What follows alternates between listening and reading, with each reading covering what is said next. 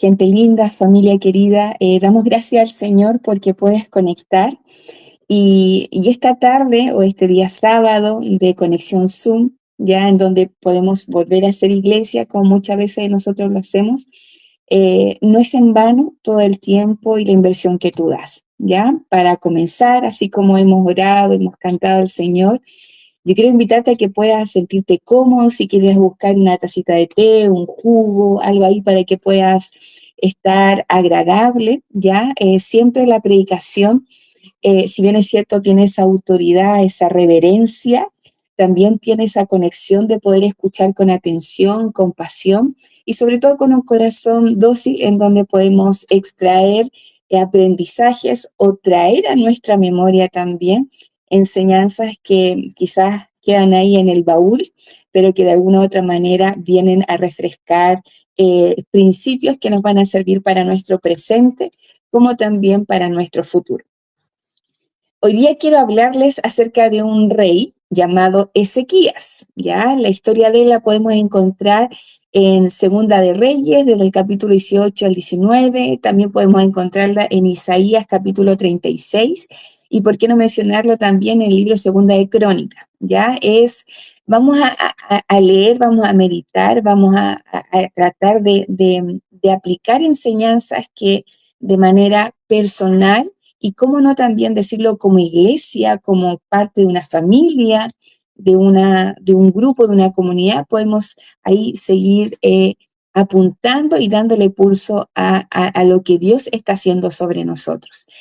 Estamos viviendo tiempos difíciles, a veces las noticias que recibimos no son buenas, hay momentos en donde pareciera que estamos en un hoyo, en donde es difícil salir. Quizás los pensamientos que abundan en nuestra mente pueden llevarnos a un colapso de oscuridad. Y me hacía mucho eco lo que Pablo anunciaba al principio, que para comenzar a ordenar todo, Dios trajo luz. Y creo que cuando nosotros estamos expuestos a la palabra, a la verdad que Dios nos dejó ahí en la Escritura, eso trae luz. Y cuando hay luz, hay una iluminación en nuestro entendimiento. Y es así como podemos comprender verdades y principios que nos acercan más a Jesús y que hacen que nuestra vida se rinda más al Señor, ¿ya? Entonces, si tienes un papel, si tienes lápiz, si te interesa anotar, por favor, ahí dale con todo. Y quiero llevarte al libro de Segunda de Reyes, ¿ya? Segunda de Reyes, capítulo 19. Vamos a leer los primeros 7 versículos, ¿ya? Para poder ahí tomar una enseñanza, y espero de todo corazón que así como está ministrando a mi vida y está haciendo eco en mi presente, también espero que lo sea para ti, en la realidad que tú vivas, en el contexto que estés viviendo, y sobre todo cobrar aliento, porque Dios siempre es bueno, Él es fiel y Él es bueno en todo tiempo. Y eso no debemos olvidarnos, traerlo a nuestro presente a pesar de las cosas que podamos vivir, ¿ya? Voy a leer en la versión Reina Valera, ¿ya? Si lo tienes ahí, lo lees conmigo. De lo contrario, escucha lo que podemos decir. Dice así: cuando el rey Ezequías lo oyó, ¿ya? Ezequías es nuestro personaje principal. ¿Ya? Permítanme un poquitito. Ahí. Oyó, rasgó sus vestidos y se cubrió de cilicio, ¿ya? Y entró en la casa de Jehová. Y envió a Eliaquim, mayordomo, a Sebna, escriba, y a los ancianos de los sacerdotes, cubiertos de cilicios, al profeta Isaías, hijo de Amós, ¿ya? Para que le dijese: así ha dicho Ezequías, este día es día de angustia, de reprensión y de blasfemia, porque los hijos están a punto de nacer y la que da a luz no tiene fuerzas. Quizá oirá Jehová tu Dios todas las palabras que Rabsaces, a quien el rey de los asirios, su señor, ha enviado para blasfemar al Dios viviente y para vituperar con palabras las cuales Jehová tu Dios ha oído. Por tanto, eleva oración por el remanente que aún queda. Vinieron pues los siervos del rey Ezequías a Isaías, e Isaías le respondió: así diréis a vuestro señor, así ha dicho Jehová, no temas por las palabras que has oído. ¿Ya? Quiero que podamos ahí repetir ya esta lectura que dice, no temas por las palabras que has oído, ¿ya? No temas por lo que has dicho, no temas a lo que han escuchado tus oídos, no temas a los comentarios que dicen acerca de ti, no temas a las noticias alarmantes que quizás puedan ocurrir, porque Dios lo está viendo, ¿ya? Dice el texto que cuando el profeta Isaías le responde a Ezequías diciéndole, así ha dicho Jehová, no temas por las palabras que has oído, con las cuales me han blasfemado los siervos del rey de Asiria. He aquí, pondré yo en él un espíritu y oirá rumor y volverá a su tierra y hará que en su tierra caiga a espada. Y avancemos, por favor, al verso 19, que es el verso clave ahí, para poder desarrollar el mensaje, en cuando Ezequías, en un momento de oración, le pide a Dios que intervenga en este asunto y le dice, ahora pues, oh Jehová, Dios nuestro, sálvanos, te ruego, de su mano, para que sepan todos los reinos de la tierra que solo tú, Jehová, eres Dios. Lo repito. Ahora pues, oh Jehová, Dios nuestro, sálvanos, te ruego, de su mano para que sepan todos los reinos de la tierra y que solo tú, Jehová, eres Dios. Hacemos una pequeña oración. ¿Ya? Buen Dios, te damos gracias en el nombre de Jesús por la oportunidad que nos das de conectar y de poder tener un tiempo para orar, para alabarte, para declarar de tus atributos, de tu gran amor, de tu gran bondad y cómo no también estar dispuestos para escucharte. Así como hemos hablado, como hemos expresado de alguna u otra forma lo que hay en nuestro corazón por medio de la primera parte, ahora queremos disponernos para escuchar, atender y con un corazón sediento beber del agua que proviene de tu trono de gracia. Ayúdanos a comprender, a aplicar esta enseñanza y toma el control de nuestra vida, ayudándonos a tener concentración, a tener disposición y a poder ser sensible a lo que tu Espíritu Santo pueda ministrar en esta hora a través de esta plataforma, porque sabemos que tú estás en todo lugar, de que tú nos ves en todo lugar, que nos acompañas, que estás interesado en nuestra vida y que no somos, Señor, alguien que estorbe en tu reino, sino alguien que sume. Bendícenos, sigue tú ministrando, habla nuestro corazón, enciende nuestra lámpara, llénanos con tu aceite. Espíritu Santo, aquí estamos. Sálvanos, escúchanos, ministra nuestra vida y permite que todo lo que podamos hablar, escuchar, reflexionar, sea grabado ahí en nuestro corazón para aprendizaje en nuestro diario vivir. En el nombre de Jesús te lo pedimos todo. Amén y amén. Amén. Miren, para comentarles un poquito. Ezequías es un rey de Jerusalén, ¿ya? Él llegó a temprana edad al reino, cerca de los 25 años. Él reinaba lo que bíblicamente se conoce como el reino del sur, donde la ciudad de Judá, la capital era Jerusalén, y ahí estaba Ezequías. Él comenzó bien en su reino porque él tenía atributos y cualidades que resaltaban en relación a otros reyes que tuvo Jerusalén. Por ejemplo, ahí en el mismo Segunda de Reyes, en el capítulo 18, desde el verso 3 en adelante, podríamos quizás hacer un chequeo de las cosas buenas y que son replicables y que nos invitan a tener como líderes de una persona que agrada a Dios. Por ejemplo, él era un hombre íntegro. Dice el texto ahí en el verso 3, que hizo lo recto ante los ojos del Señor. Era un hombre de fe y de visión, ya que puso su esperanza en Dios. Era enemigo de la idolatría, que era algo con lo cual Israel y todo el pueblo, tanto el reino norte como el reino sur, luchaba. Dice que en un momento él mandó a destruir la imagen de una serpiente que había levantado Moisés en otro contexto, con otra finalidad, pero que el pueblo de Judá, los israelitas, estaban adorando. Él lo destruyó. Entonces era un hombre que tomaba resoluciones y que tomó reformas que hacían que el pueblo de Judá dejara de ser idólatra y pudiera adorar al Dios verdadero. También se le considera un hombre de grandes logros, porque dice el texto ahí en el verso del mismo Segunda de Reyes 18, que él tuvo éxito en todas las cosas que emprendió. Y eso da a ver de que no solamente eran por cualidades humanas o aptitudes humanas, sino que era porque su principal temor o su principal ancla o su principal fuente era agradar a Dios. Y dice que fue un ejemplo en esa generación. Desde el verso 5 al 6 dice, ni antes ni después hubo otro hombre como él entre los reyes de Judá, porque fue fiel al Señor. Entonces, ¿qué nos permite considerar acá? Que un rey en esos tiempos que lideraba una nación cuya vida religiosa era muy activa, amar a Dios y ser fiel a Dios le permitió sobresalir y destacarse. Pero en ese rol que él cumplió, él no estuvo exento de amenazas, ¿ya?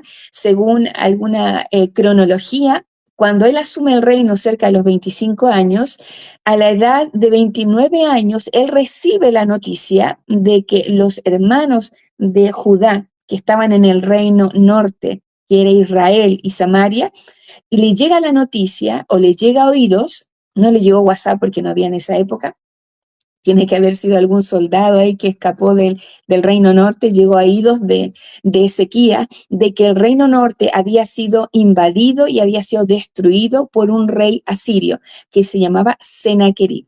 ¿Ya? Este rey invadió Israel, destruyó su capital que era Samaria y provocó una devastación. Por lo tanto, los únicos israelitas que estaban quedando de una manera autónoma, sirviendo y creciendo, era Judá, cuya capital era Jerusalén.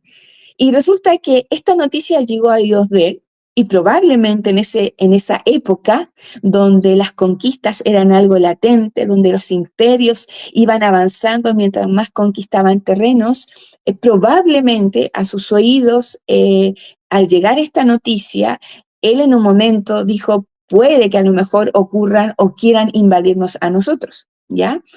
Razón por la cual muchas de las ciudades antiguas siempre construían murallas, ya cuando se asentaban en algún lugar para protegerse de cualquier tipo de invasión. Y Jerusalén no era la excepción, tenía murallas que la rodeaban.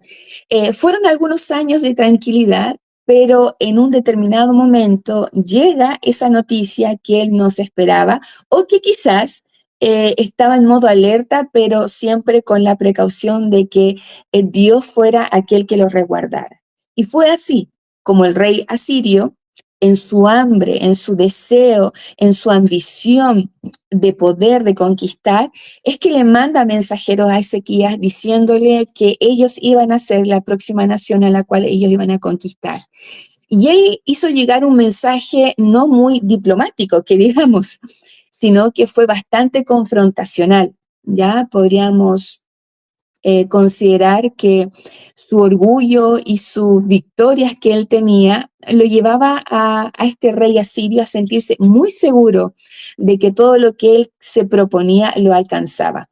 Y a través de este personaje, o a través de este pasaje en Segunda Reyes 19, yo quisiera llevarla a que nos planteáramos la siguiente pregunta, y es la base en la cual quiero desarrollar algunos puntos. Es, ¿cómo enfrentamos las malas noticias? ¿Ya? ¿Cómo podemos encontrar una manera adecuada de enfrentar las malas noticias? Y Ezequiel es un ejemplo de ello, porque siendo un hombre fiel a Dios, siendo un hombre que se destacó por conducir al pueblo de Israel, en este caso de Judá, pero que también eran israelitas, a abocarse a Dios, a creer en Dios, a ser fiel a Dios, a guardar sus mandamientos, igual tenían una muralla, igual ellos estaban con soldados de guerra, igual en algún momento ellos no eran que solamente vivían en paz, sino que tenían que lidiar con otras naciones paralelas, pero en este momento ese rey impetuoso que había derrocado y conquistado a sus hermanos del norte, venían hacia ellos y la noticia no era muy alentadora. Entonces, si nos planteamos esta pregunta, ¿cómo Ezequías enfrentó las malas noticias? Podríamos aplicarnos a nosotros, ¿cómo enfrentamos nosotros las malas noticias o las amenazas que de alguna u otra manera pueden llegar a nuestra vida, a nuestra familia, a nuestro trabajo, a nuestro núcleo, a nuestra identidad inclusive, a lo que somos, ¿ya?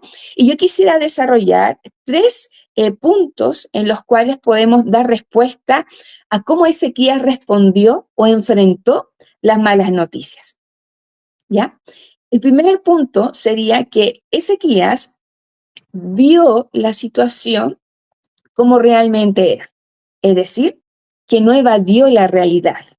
Y eso lo vemos en el versículo 1 cuando dice que el rey Ezequías cuando lo oyó, ¿ya? En el capítulo 18, si ustedes gustan más tardecito o cuando tengan tiempo, lo pueden leer y van a entender este contexto de cuál es la manera que le llegó esta información a Ezequías. Dice que cuando él lo oyó, dice que rasgó sus vestidos, se vistió de cilicio y entró en la casa de Jehová, ¿ya? Evadir la realidad, evadir los problemas, minimizarlos, ignorarlos, muchas veces no es la mejor opción. Cuando nosotros le damos la cara a lo que está ocurriendo con nosotros, con nuestra familia, con nuestro trabajo, con nuestro contexto quizás comunal o de ciudadanía, nos permite tener dos opciones. O lo enfrentamos con esperanza, como lo enfrentó, y vamos a ver cómo lo enfrentó Ezequías, o lo enfrentamos desde el miedo, desde la ignorancia. Algunos dicen corazón que no ve, o sea, ojos que no ven, corazón que no siente, ¿verdad? Pero es un dicho que solamente oculta una verdad. Ezequías dice que al escuchar el mensaje, quienes le transmitieron esta información no fueron personas que andaban rodeando por ahí, personas que no tuvieran un peso de credibilidad, sino que fueron sus hombres de confianza, hombres con los cuales Ezequías se apoyaba. Fueron ellos que recibieron este mensaje y posteriormente se lo entregaron a su rey. Debe ser difícil portar o ser portador de una mala noticia. No, no es algo fácil, pero como personas competentes en el rol y en el cargo que ellos tenían en el reinado de Ezequías, estos trabajadores o estos hombres de confianza, que tienen nombres bien particulares, ahí si ustedes lo pueden ver, algunos se llamaba Eliakim, otros Sebna, tenían nombres bien particulares, ellos tuvieron que ser fieles y leales a su rey al decirle la verdad, al comunicar la verdad. Y gente linda, ser leal tiene este costo de hablar la verdad siempre, de hablar aunque la verdad nos incomode y que por más que nosotros intentemos ocultar, hay un momento en el cual tenemos que hablar con la verdad. Y eso nos permite poder enfrentar la realidad que estemos viviendo con honestidad, sin evasiones. La actitud que tuvo Ezequías al enterarse, al darse cuenta de que no era un juego, dice que él rasgó su ropa, ¿ya? Probablemente las ropas de reyes, de realeza, él las cambió, dice, por ropas de cilicio, ¿ya? Y cuando hablamos de ropas de silicio, eran ropas ásperas que comúnmente la gente utilizaba cuando tenían una gran pena y un profundo dolor, principalmente cuando se perdía alguna persona de la familia o alguna persona estimada. Pero Ezequías, ¿qué fue lo que hizo? Se vistió de dolor y comunicó visualmente a sus compatriotas de que había problemas en el reino. Él no aparentó delante de todos los israelitas o los judíos de esa localidad de que no se preocupen, estamos todos bien, sino que él lo demostró, lo visualizó, ¿ya? Y eso entrega un mensaje de honestidad y que también ponía en alerta a toda la comunidad ahí presente de que algo estaba ocurriendo. Y probablemente Ezequías, vestido de cilicio, tuvo en algún momento que dar un punto de prensa, por decir así, y comunicar de que estaban siendo amenazados por el rey asirio llamado Senaquerib, que también ellos sabían que habían destruido y habían conquistado a sus hermanos del reino norte. ¿Nos cuesta hablar con la verdad? Creo que a veces es un desafío por temor por inseguridades, por temer ser acusados, burlados. Pero este rey Ezequías tuvo que hablar con la verdad delante de mucha gente. Y saben que el dolor y la pena que él tenía, ¿por qué no decir el miedo que a él lo sobrepasó en un momento, no fue solamente algo de él, sino que todo su equipo de trabajo se vistió de la misma manera.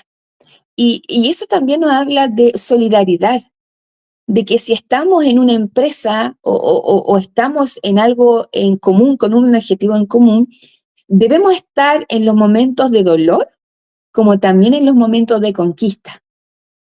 A través de Ezequiel y sus compañeros de trabajo, podemos ver que ellos mantuvieron la unidad también en la dificultad, también en la amenaza, también en el momento de la opresión, en el momento de una posible devastación, de algo que estaba por sobre lo que ellos esperaban, pero estaban juntos. Estaban juntos. ¿Y saben lo relevante también de esta actitud? Que aparte de que Ezequías, perdón, se vistiese de ropa, estuviera con sus compañeros, con su gente de confianza, en la misma parada, por decir así lo más coloquial, bajo la misma línea de batalla, él hace dos cosas relevantes. Una de ellas es que él va al templo. Él no se quedó en su sitial de rey, él no se quedó solamente en su habitación tratando de que todos los guardias lo protegieran, sino que él, ante esta amenaza, dice que él fue al templo. Es decir, fue al lugar donde existía y se reconocía como el lugar de encuentro, el lugar de la presencia de Dios, el lugar de adoración, el lugar con el cual ellos construyeron Jerusalén. Jerusalén fue construida alrededor del templo, ¿me entienden? Entonces, Ezequías fue al lugar que era el motor de su país.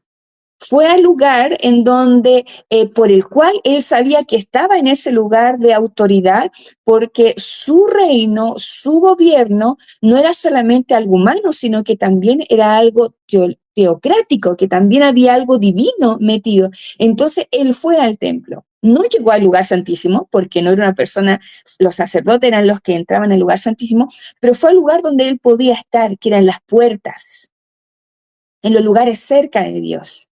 Y para ellos estar en el templo era estar cerca de Dios. Entonces eso también nos puede enseñar que cuando uno no evade la realidad, va al lugar donde él sabe que puede encontrar el centro o el impulso para seguir adelante. Y para él era el templo, para él era Dios, para él era el Jehová de los ejércitos, ese Dios con el cual ellos estaban haciendo nación. Y lo otro que hizo este rey fue que buscó la palabra y buscó la ayuda de parte de Dios al enviar a su gente más íntima a buscar alguna palabra. Entonces, ¿qué es lo que podemos extraer con esto? La información que recibió Ezequías trajo dolor, trajo angustia, trajo desesperanza, trajo una sensación de sentirse perdidos, ¿ya? Era una tragedia inminente. Pero en medio de toda esa tragedia, Ezequías fue honesto consigo mismo, con sus colaboradores y con sus, digámoslo así, con sus súbditos, con la comunidad de Jerusalén. Y esto lo llevó a no paralizarse, sino que buscó, con el ejemplo, mostrar de que en medio de toda esta amenaza, él estaba siendo honesto consigo mismo, no estaba evadiendo la realidad, sino que buscó a Dios en el lugar donde en esa temporada se encontraba, que era en el templo. Entonces, ir al templo como rey, ir al templo como un creyente, ir al templo en busca de Dios, era para toda la comunidad. Y Ezequías, con su ejemplo, estaba inspirando y entregándole el mensaje a los demás judíos que en ese momento había que buscar a Dios, que Él era el refugio, que Él era la esperanza. Te hago la siguiente pregunta. ¿Cuál es tu realidad hoy? ¿Cuál es en tu interna, en tu vida como persona? ¿Cómo estás? ¿Cómo está tu realidad? ¿Eres honesto con esa realidad? ¿O la disfrazas? Que muchas veces no me refiero a que uno esté contando todo lo que le pasa, como algunos cuentan por ahí por las redes sociales, que van para allá, que van para acá, algunos veces cuentan demasiadas cosas. Tampoco voy en que tú no te vivas en una burbuja, sino que, ¿cuál es tu realidad? ¿Tú eres consciente de lo que está pasando hoy contigo? ¿Eres consciente quizás de que en tu trabajo hay problemas, de que estás recibiendo quizás algún tipo de hostigamiento? ¿Eres capaz de darte cuenta que quizás puedas estar siendo víctima de algún abuso, de algún maltrato? ¿Eres consciente de que quizás tu matrimonio o tu vida familiar o alguna situación emocional está llegando a un quiebre? ¿Hay problemas en casa? ¿Hay problemas en tu trabajo? ¿Hay problemas en tu salud? ¿Hay problemas contigo mismo, contigo misma? Somos honestos. Evadir nuestra realidad no es la solución. Tenemos que enfrentarla, pero enfrentarla con Dios en nuestra vida, ¿ya? La realidad puede ser algo muy difícil, puede ser algo doloroso, puede ser algo amargo. Es inesperado, no era lo que quizás tú querías, ¿ya? Pero evadirlo no es la solución.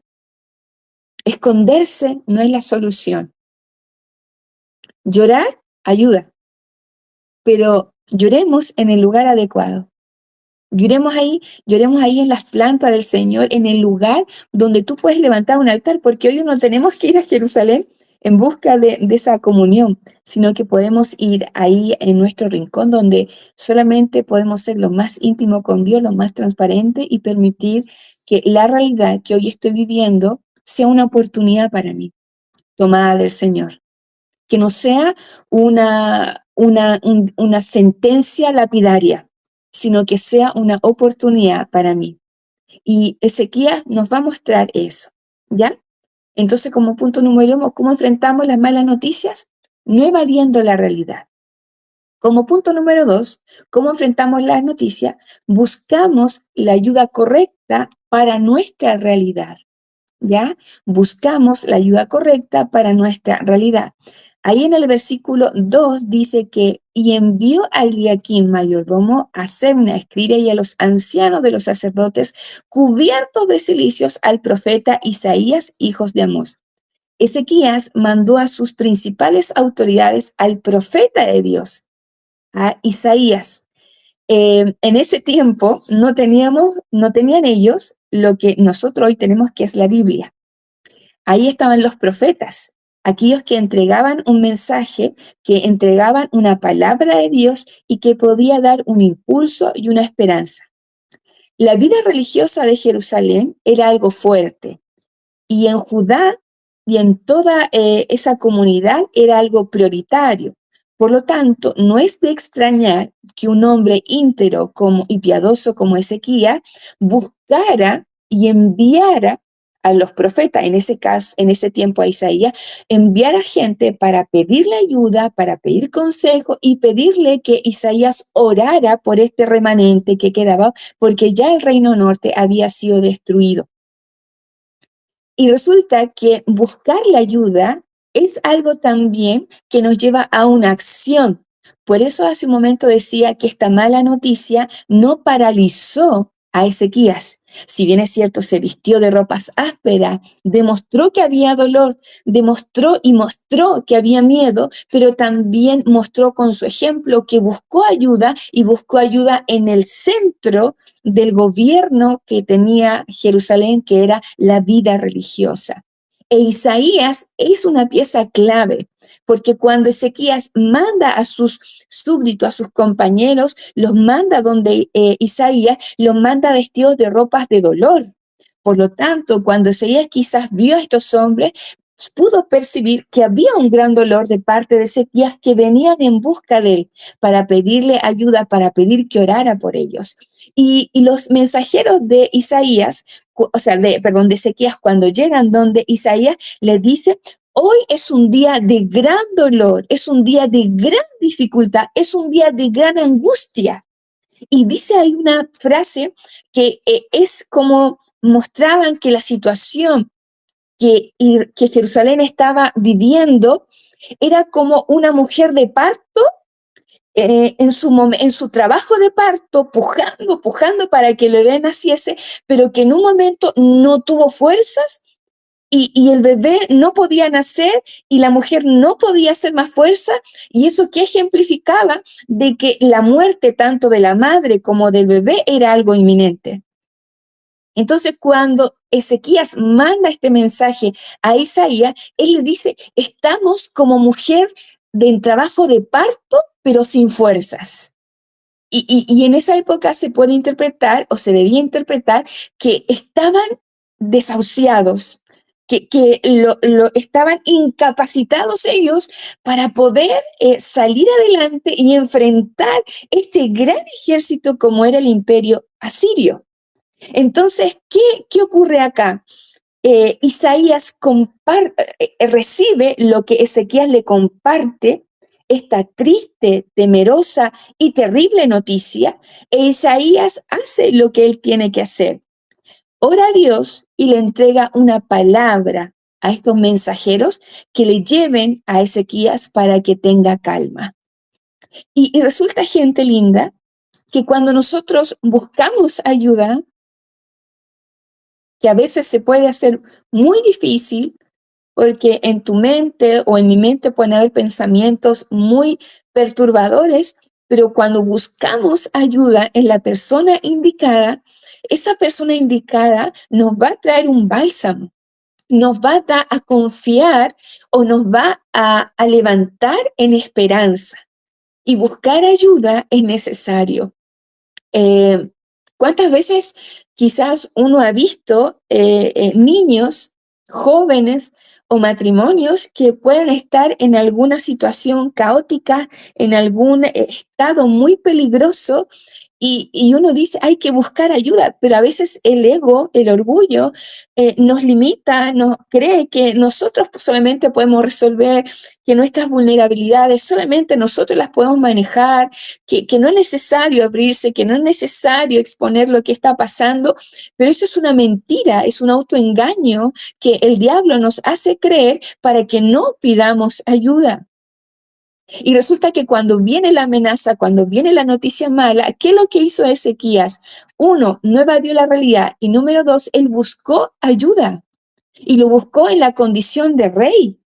Fíjense, un rey buscando ayuda, una persona que era la cara visible de Jerusalén buscando ayuda, un hombre que contaba con la aprobación de Dios, vistiéndose de ropas ásperas, de telas ásperas, mostrando la vulnerabilidad, buscaba ayuda, buscaba ayuda. Y tenemos que buscar ayuda. Gente linda, hay que buscar ayuda cuando las cosas no estén bien. Búscala en la persona indicada, búscala en el entorno adecuado. Nosotros somos parte de la iglesia del Señor, del reino de Dios. Y también está como esa pregunta desde la otra vereda. ¿Soy parte o puedo mostrar en la comunidad donde yo soy parte que soy una persona que pueden contar conmigo, que me pueden buscar en ayuda? Desde la pandemia hubo un estallido de consultas psiquiátricas, psicológicas, en donde la pandemia trajo caos, trajo conflicto, trajo pérdidas, trajo dolor, trajo ruptura, trajo escasez, trajo muerte. Pero la pandemia ya pasó y pareciera que hoy en día las consultas médicas, las consultas sobre asesoramiento, las consultas de crisis familiares, las consultas donde uno quiere emprender para salir de los problemas económicos o todo lo que requiere una amenaza para nuestra integridad, hay corazones que están ahí apretados y que no se dejan soltar para pedir ayuda. Y esto es como, creo que muy potente saber de que todos debemos y podemos pedir ayuda. pero hagamos o realicémoslo, mejor dicho, con la persona indicada, con alguien que esté a tu lado, así como Esther en un momento pensó que estaba sola en este mundo. Dios colocó un Mardoqueo. Y a veces miramos a nuestro entorno y decimos, ¿quién me puede ayudar? ¿Ya? No va a aparecer el Chapulín Colorado para quizás aquellos que tuvieron esa infancia con Chapulín Colorado. Yo, con el poder de mi astucia, no va a llegar así, pero cuando buscamos ayuda, eh, debería ser que en la iglesia universal, ya no me estoy solamente refiriendo a la iglesia local, la iglesia debería contar con gente, con personas como tú y como yo, que estemos capaces y seamos bondadosos para prestar esa ayuda. Y esa ayuda no tan solo me refiero a una ayuda económica, porque hay también personas que a veces buscan ayuda, pero solamente buscan este tipo de ayuda, ¿ya? Y hay que tener cuidado también con eso, porque tenemos que ser generosos, pero no permitamos que lo que Dios nos ha dado pueda caer o más que caer, prestarse para abusos, ¿ya? Eso es como entre paréntesis. Pero podemos y necesitamos buscar ayuda en diferentes contextos. A veces lidiando con problemas, no sé, con nuestros hijos, con problemas quizá económicos, con problemas entre cónyuges. Busquemos ayuda. Es necesario buscar ayuda. Cuando Ezequías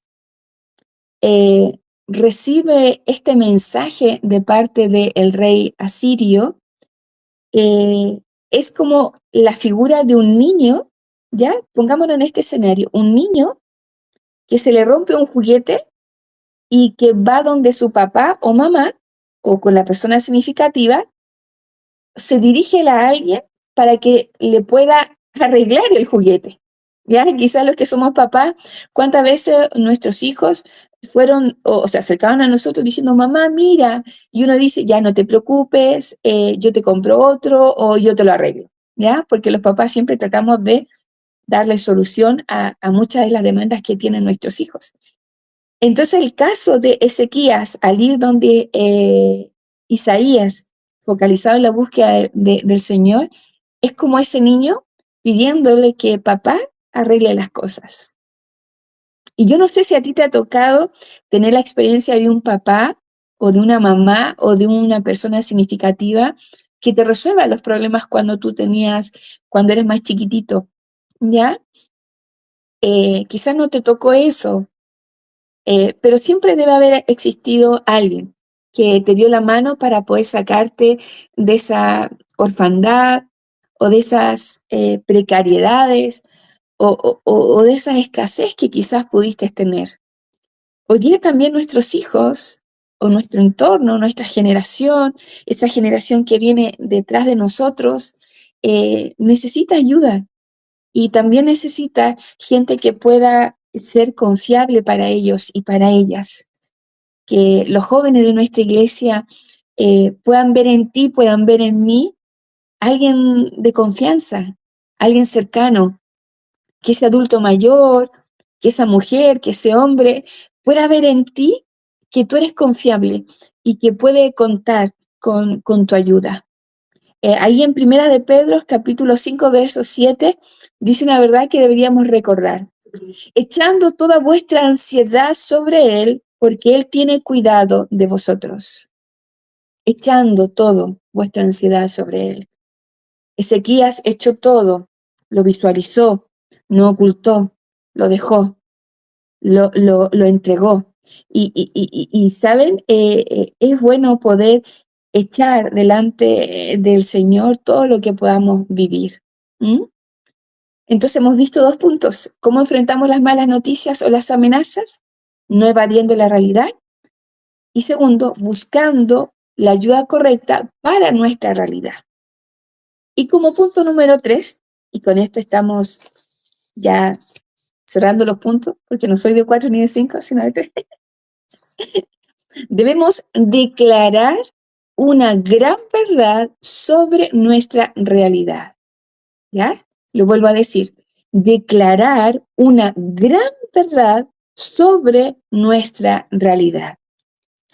Desde el verso 17 al 19, en Segunda de Reyes, capítulo 19, dice lo siguiente, que Ezequías lo dijo: «Es verdad, oh Jehová, que los reyes de Asiria han destruido a las naciones y sus tierras, y que echaron al fuego a sus dioses, por cuanto ellos no eran dioses, sino obra de manos de hombres, madera o piedra, y por eso los destruyeron.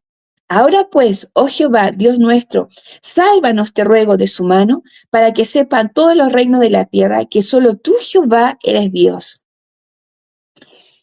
Aparte de este mensaje que Sennacherib, el rey de Asiria, le hace llegar a Ezequías, en un momento el Rabsaces asirio, que era quien entregó este mensaje, después de decírselo a esos hombres de confianza de Ezequías, dice que él vuelve donde está el rey asirio para averiguar qué es lo que estaba pasando, porque comenzaron a sentirse un poco amenazados este imperio asirio.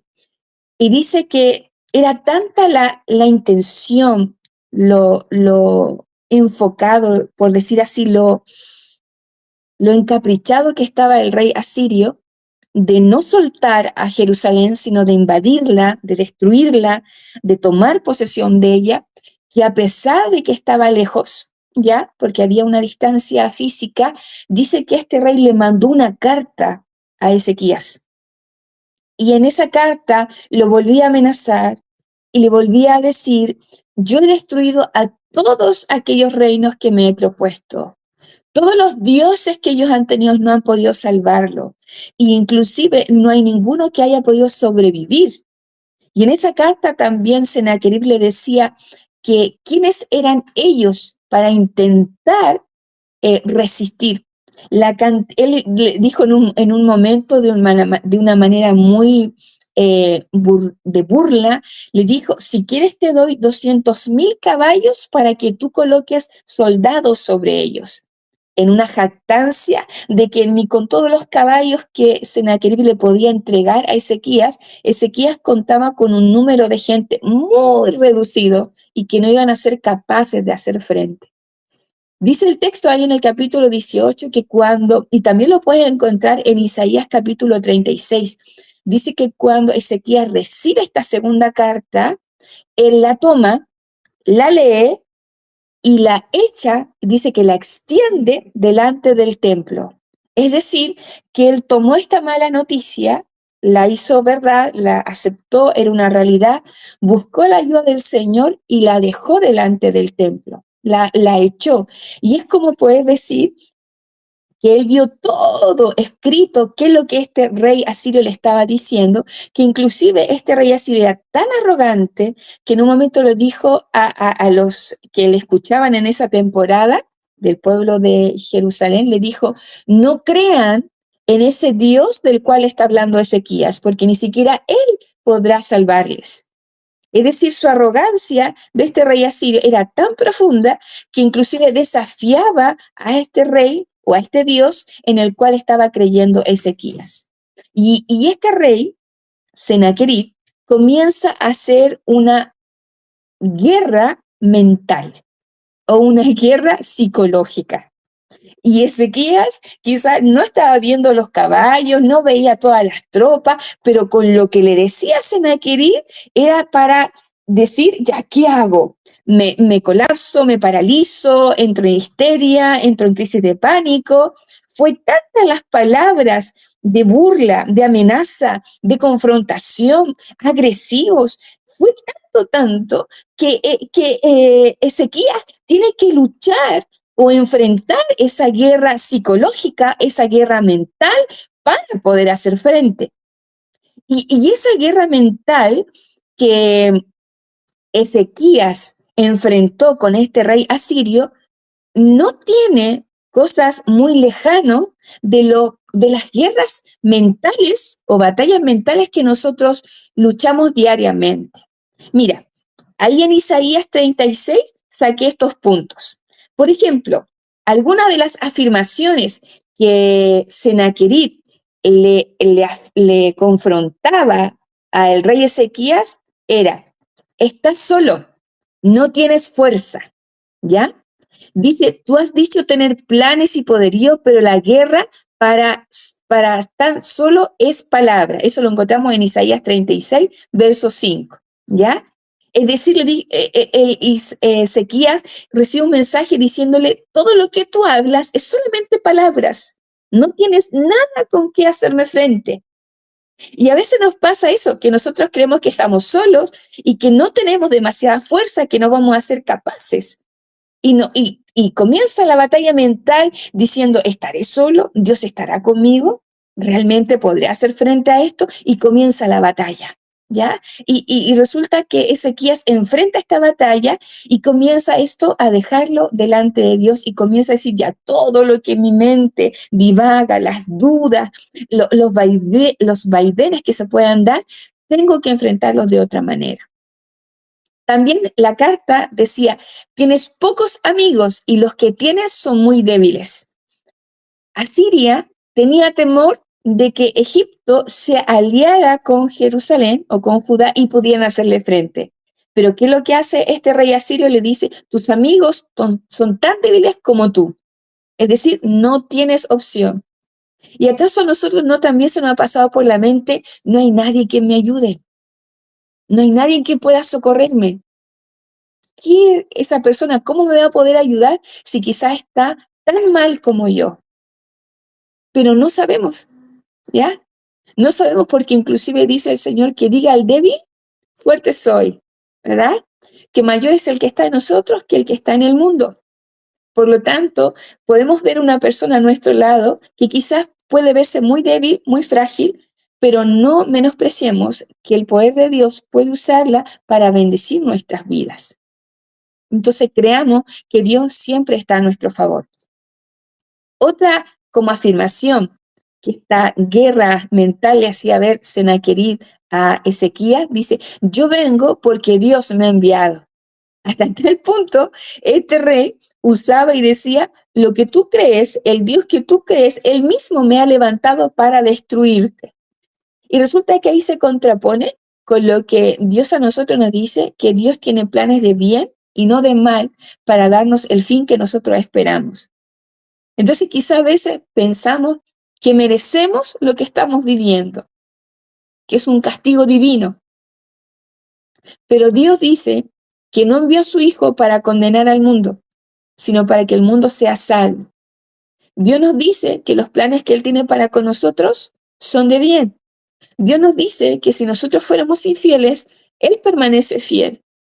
Entonces, ¿podrá Dios usar algo para castigarnos a nosotros? ¿Es Dios que nos está castigando?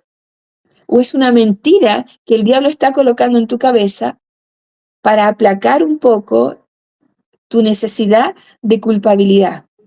De decir que lo que estás viviendo es porque tú te lo mereciste. Tú te entraste en eso, mereces eso, porque tú te equivocaste. Pero Dios es fiel, Dios es fiel. Y ahí en el libro de Reyes dice, ahí en el verso 34, dice que Dios salvaría a Jerusalén por dos razones, por amor a él mismo y por amor a David. Y resulta que ese por amor a mí mismo podríamos quizás hasta pensar, ¡uy, qué egocéntrico Dios! Porque Él se ama, me va a ayudar. Porque Él se ama, me va a sacar del hoyo donde estoy. Porque Él se ama a sí mismo, solamente por eso Él me va a sanar. No es así. No es la mirada, esa es la mirada humana.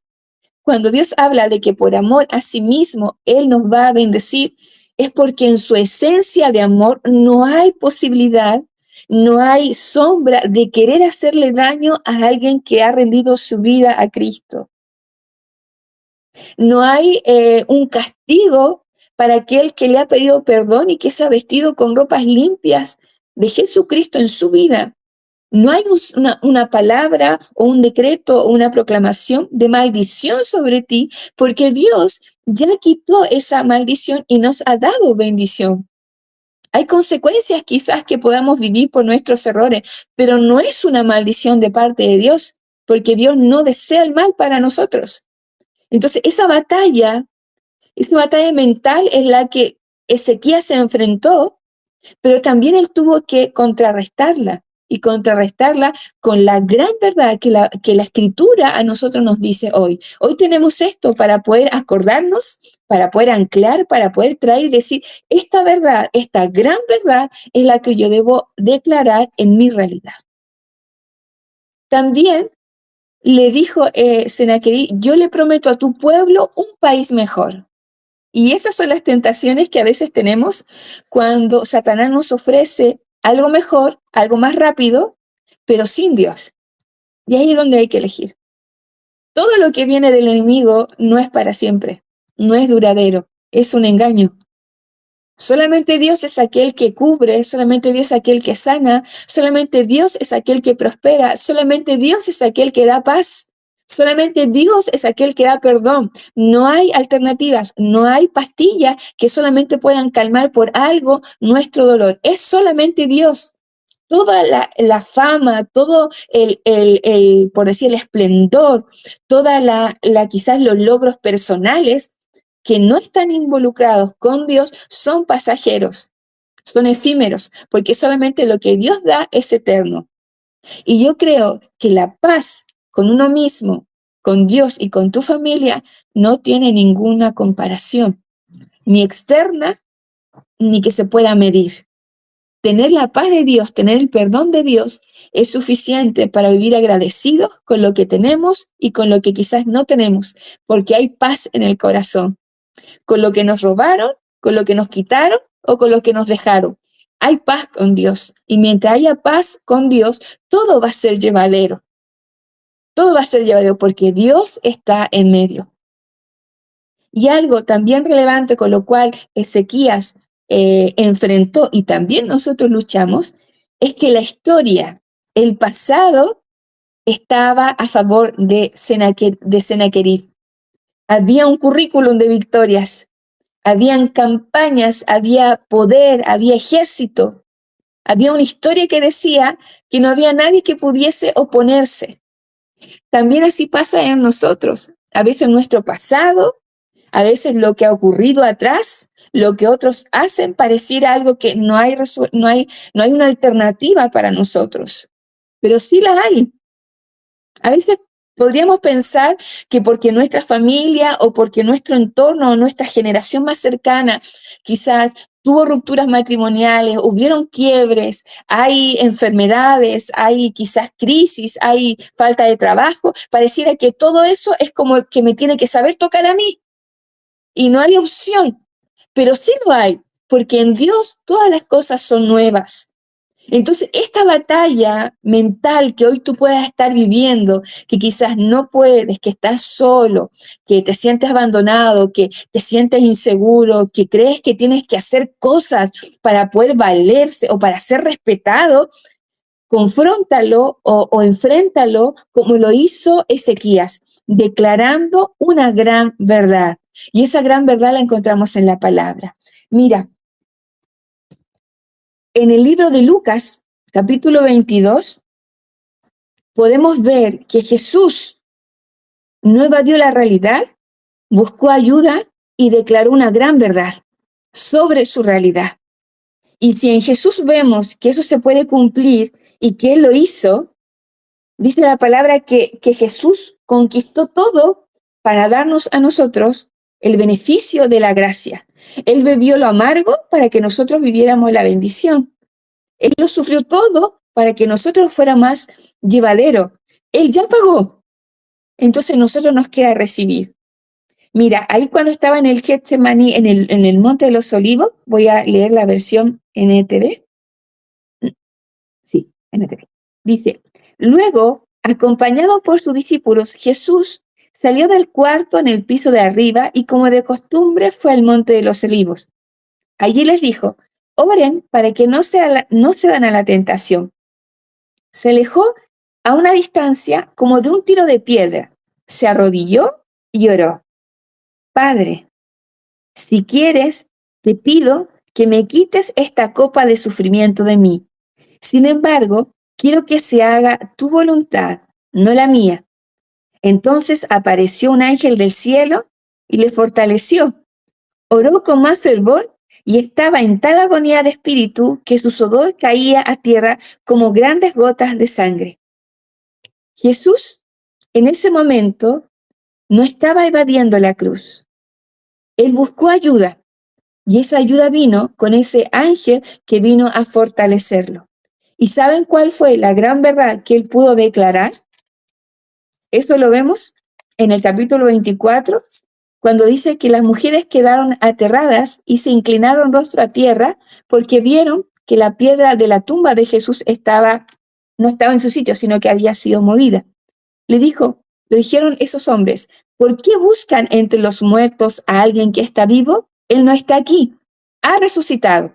Recuerden lo que les dijo en Galilea, que el Hijo del Hombre debía ser traicionado y entregado en manos de hombres pecadores y ser crucificado, pero que resucitaría al tercer día.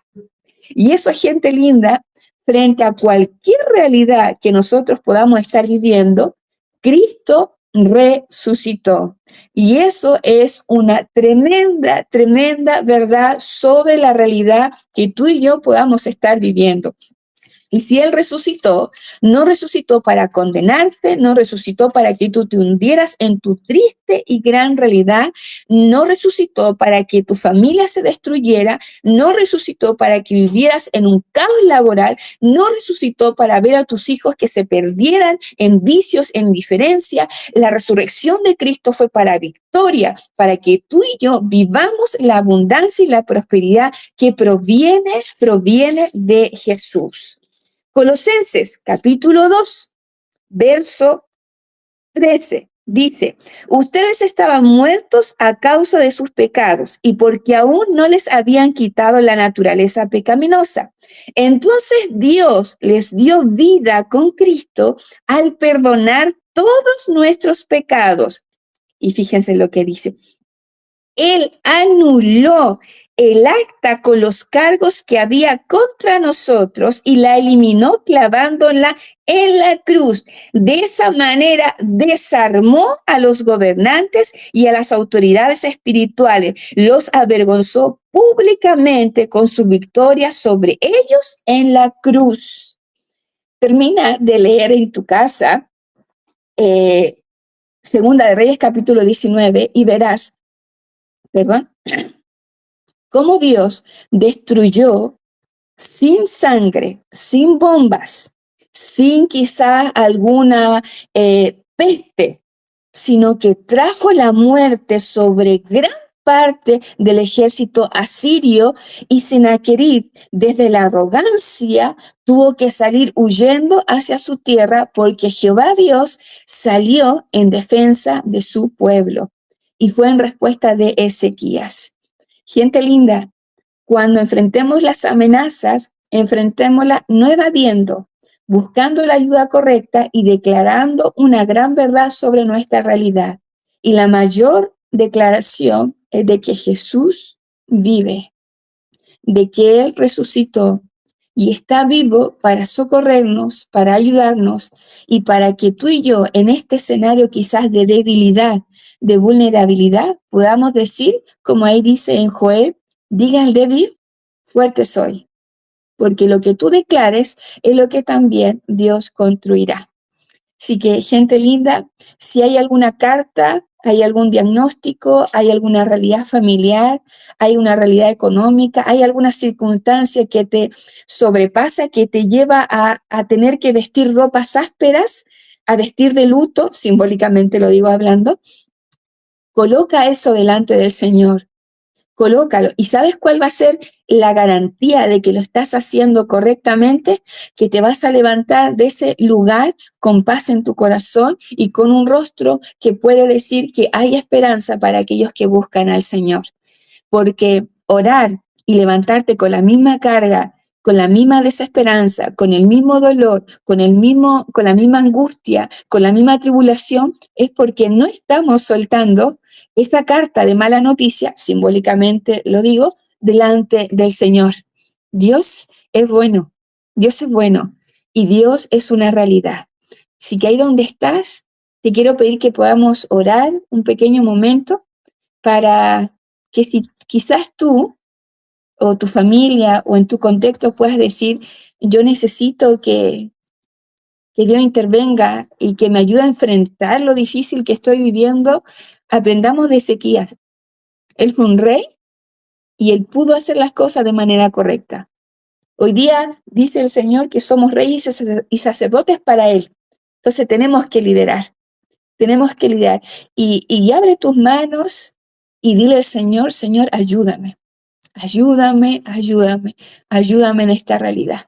Ayúdame en mis pensamientos, ayúdame en mi confusión, en mi desenfreno, en mi soledad, en mi madurez, ayúdame, ayúdame. Oh bendito Señor y Padre Celestial, en esta tarde noche, terminando este mensaje, solamente pedirte que el Espíritu Santo traiga fortaleza, traiga esperanza, traiga, Señor, ánimo para poder decir, Señor, tú estás conmigo. Señor, las batallas, las amenazas, las malas noticias, los problemas, los caos, las dificultades, muchas veces las evadimos postergando, procrastinando, siendo cobardes y creyéndonos que de nuestra manera vamos a poder resolverlo. Pero necesitamos tu ayuda, Señor. Necesitamos tu ayuda para volver a reír, necesitamos tu ayuda para volver a respirar, necesitamos tu ayuda para poder levantarnos de esa condición de tristeza, de dolor, de angustia, de desesperanza y decir, Dios está conmigo porque Él ha resucitado. Porque Él ha resucitado. Señor, necesitamos levantarnos de la culpa, necesitamos levantarnos de esos pecados que en alguna u otra manera nos tiran para abajo. Dice tu palabra que tú exhibiste públicamente tu triunfo sobre los enemigos. Por lo tanto, hoy el enemigo no tiene ninguna potestad sobre nosotros. No hay intervención del maligno que pueda acarrearnos a una maldición. Tú nos has dicho que somos tu pueblo. Tú nos has dicho que nos amas con amor eterno. Tú nos has dicho que aquel que comenzó la buena obra será fiel en terminarla. Permítenos, Señor, buscar ayuda y permítenos también y ayúdanos a poder ser esa ayuda a aquellos que necesitan. Que seamos parte de una comunidad saludable, que seamos parte, Señor, con un corazón sincero, abierto, sin mostrar apariencias, sino que somos vulnerables, porque así como Ezequías fue capaz de cambiar sus ropas de rey y vestirse con ropas ásperas, mostrando el gran dolor y el miedo que tenía, así también nosotros podamos abrirnos y mostrarnos tal y cual como somos delante de ti primeramente y después con la persona indicada. Oh Señor, si podemos ayudar, úsanos. Si necesitamos pedir ayuda, aliéntanos a poder hacerlo en el lugar y en el momento adecuado. De ti proviene la sabiduría, de ti proviene todo y solamente decirte, Señor, queremos ser valientes, queremos ver tu victoria, queremos ver y disfrutar esa victoria que ya fue en la cruz. Por lo tanto, el enemigo está debajo de nuestros pies y tenemos que vivir conforme a tu palabra y a lo que tú nos enseñas. Gracias Dios por este tiempo. Deseamos, Señor, que la puerta de los cielos se siga abriendo y que nuestro interior sea esa tierra buena que dé su fruto y que prosperemos en todo lo que podamos realizar. En el nombre de Jesús pedimos tu bendición y gracias. Gracias por esta oportunidad. A ti la honra y a ti la gloria, Jesús.